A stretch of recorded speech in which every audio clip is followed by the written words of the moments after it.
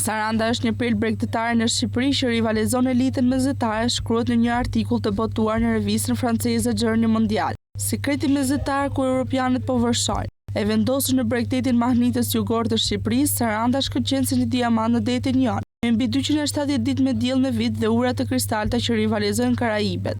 Kjo parajsë bregdetare dikur e nashkaluar është bërë destinacioni i plazhit me rritjen më të shpejtë të Europës lindore. Megjithatë, pavarësisht nga populariteti i saj në rritje, Saranda ruan një bukurëri autentike, krahasuar me shumë pika të nxehta të mesdheut. Saranda është jashtëzakonisht e bukur, vërtet mikpritëse dhe jashtëzakonisht e përballueshme, tha Genti Mati, një operator turistik vendas që ka dëshmuar transformimin e qytetit. Emërtimi Saranda rrjedh nga fjala Agoi Saranta, që do të thotë 40 shëntor, në greqisht, duke përkujtuar 40 ushtarët romak që refuzuan të ishin dorë nga besimi i tyre i krishterë dhe u martirizuan. Manastiri i 40 shëntorëve, edhe pse pjesërisht i rënuar, qëndron si një testament i kësaj legjende të fuqishme dhe ofron pamje panoramike. Ta pasionuarit pas historisë do të gjejnë veten të magjepsur nga kalaja e Lëkurësit, një kështjell e shekullit 16 me pamje mahnitëse mbi bregdet. Koha ideale për ta vizituar është gjatë perëndimit të diellit, ku deti Jon shndërrohet në një kanavas me nuanca portokalli dhe roz. Ndërsa plazhet kryesore të Sarandës janë mahnitëse, magjia e vitit qëndron në thesaret e saj me pak të njohura bregdetare. Plazhi Pëlumbardha ofron rërë të bardhë dhe ura të cekta brus, perfekte për familjet. Turistët aventurierë mund të eksplorojnë plazhet e fshehura që kërkojnë ecje të shkurtra, por që ofrojnë qetësi.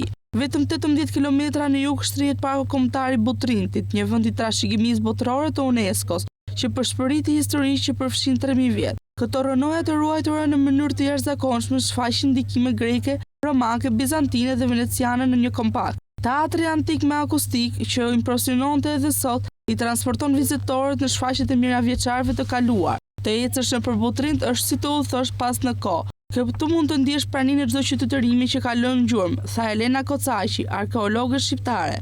Në brendësitë e Sarandës ndodhet një nga mrekullitë natyrore të Shqipërisë, syri i kaltër.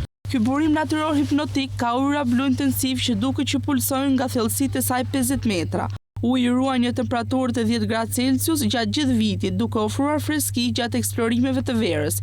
Cilësia e tij eterike ngjall atmosferën mistike që gjendet në liçenet e shenjta anë mban botës.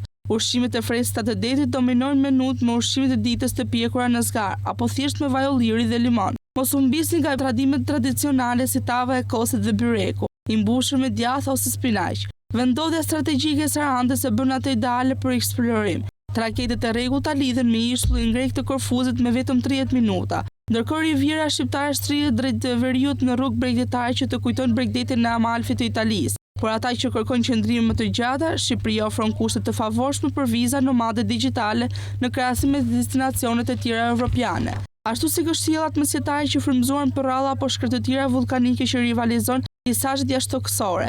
Saranda ofron një kombinim të rrallë të bukurisë natyrore, historisë së pasur dhe përvojave autentike kulturore gjithnjë më të vështira për t'u gjetur në Evropë. Ndërsa dielli i Adriatikut shfaqet në horizontin dhe dritat fillojnë të vezullojnë përgjatë qytetorës së Sarandës, është e lehtë të kuptohet se pse kjo perlë shqiptare ka rrëmbyer zemrat e turistëve që kërkojnë mesdheun siç ishte dikur, i bukur, autentik dhe që pret për t'u eksploruar.